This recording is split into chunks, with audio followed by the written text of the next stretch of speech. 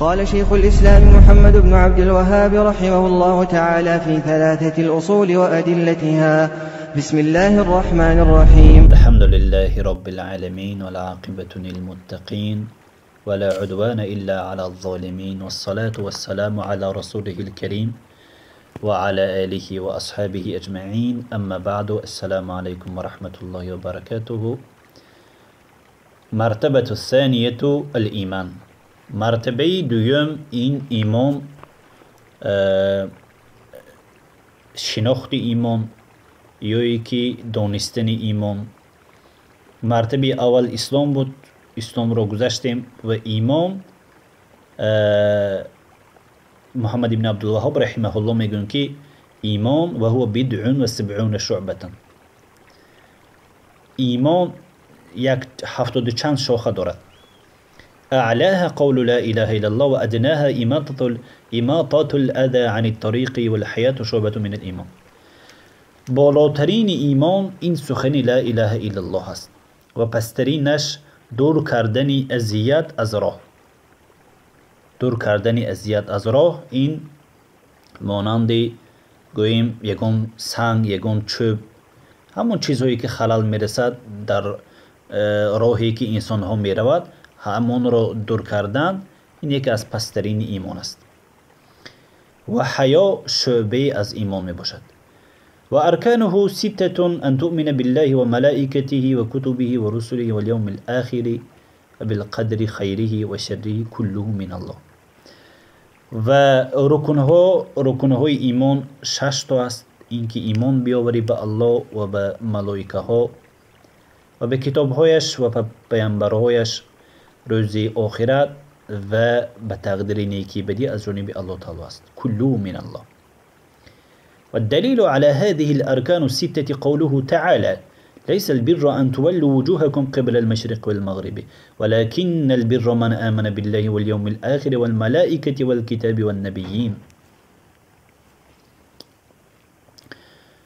والدليل بر این که ارکان ششگانه بودنش سخن الله سبحانه و تعالی نیست. نیکی اینکه روی اواری رویت را گردان رویت را به سوی به طرف مشرق و مغرب. لیکن نیکی همین هست که کسی که ایمان می آورد به الله و روز آخرت و ملائکه ها و کتابهایش و پیامبران، این هست نیکی. والدليل القدر قوله تعالى: إن كل شيء خلقناه بقدر. دلیل قدر سخن الله سبحانه و تعالی هر یک چیز را به اندازه خلق کرده. المرتبة الثانية ثالثة الإحسان. مرتبه سیوم این احسان است، نیکی کردن. ركن واحد وهو أن تعبد الله وحده كأنك تراه فإن لم تكن تراه فإنه يراك. رکن احسان یک است، یک تو هست و وی ایمان آوردن و وی اینکه عبادت کنی الله را گویی که تو او را میبینی. اگر تو او را نبینی پس او الله تو را میبیند. و الدلیل قوله تعالی: وقوله ومن يسلم وجهه إلى الله وهو محسن فقد استمسك بالعروة الوثقى. وقوله تعالى: إن الله مع الذين اتقوا والذين هم محسنون. وقوله تعالى: وما يتوكل على الله فهو حسبه. وقوله تعالى: ويتوكل على العزيز الرحيم الذي يراك حين تقوم وتقلبك في الساجدين إنه هو السميع العليم. وقوله: وما تكون في شأن وما تتلو منه من قرآن ولا تعملون من عمل إلا كنا عليكم شهودا إذ تفيضون فيه.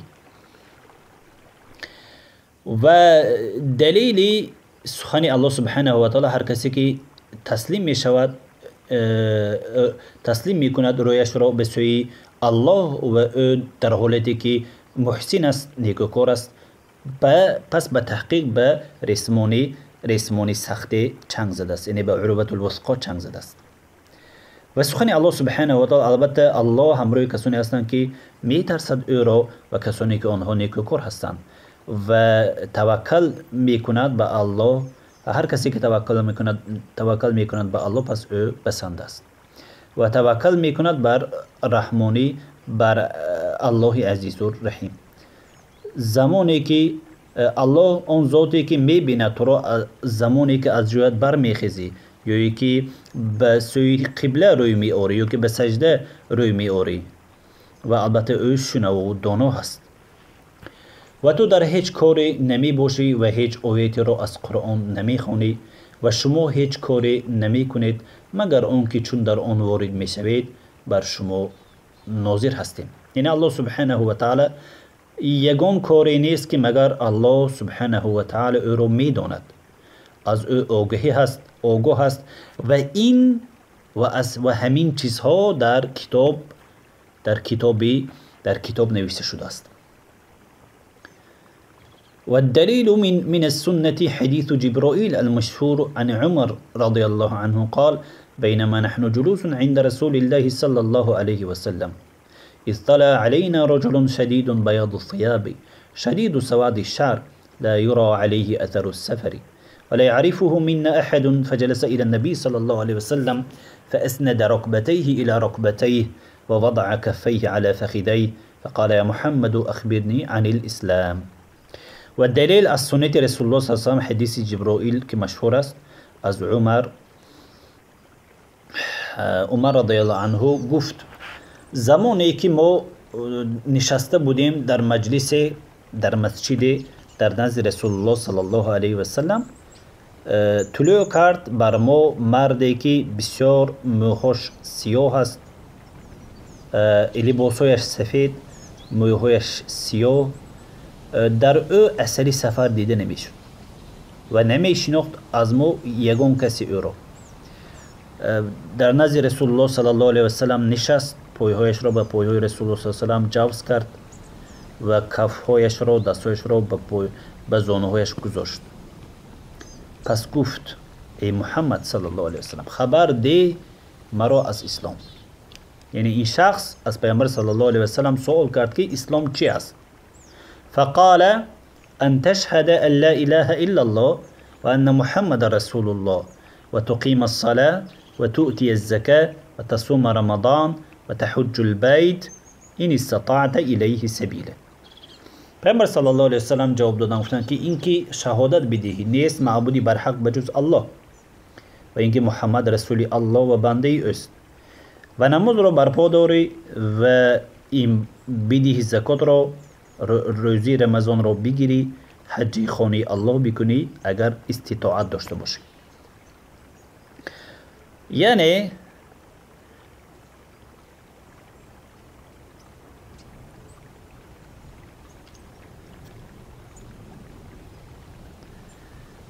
کسانی که شهادت دادن اینکه نیست معبودی بر حق بجز الله و البته محمد رسول الله است، باید نماز را برپا دارد، فرض است. زکات را بدهد اگر زکات او به نصاب رسیده باشد و فرض است اینکه روزی رمضان را بگیرد اگر او مریض نباشد. مریضی اینکه اگر روزه بگیرد خطر باشد و حج خانه کعبه الله بکند اگر استطاعت داشته باشد. اگر استطاعت داشته نباشد البته او حج نمی کند. فقال: صدقت فعجبنا له يسأله ويصدقه. پس گفت آن شخص راست گفتی.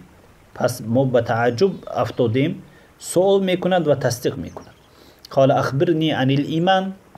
پس گفت ای خبر ده مرا از ایمان.